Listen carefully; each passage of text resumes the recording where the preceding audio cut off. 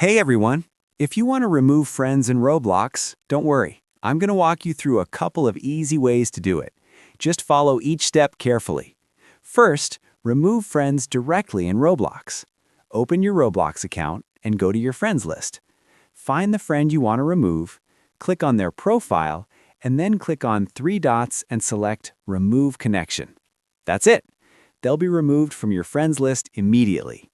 Now, if you want an even faster way to remove multiple friends, there's a handy Chrome extension you can use. Open Google Chrome and go to the Chrome Web Store. In the search bar, type Roblox Friend Removal. Find the extension that matches, click Add to Chrome, and then select Add Extension. Once the extension is installed, go back to Roblox and refresh the page.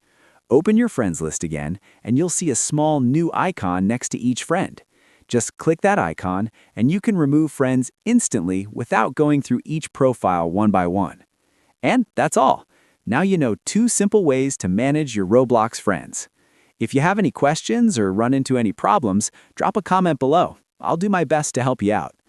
If this helped, don't forget to like the video and subscribe for more quick Roblox tips and tricks.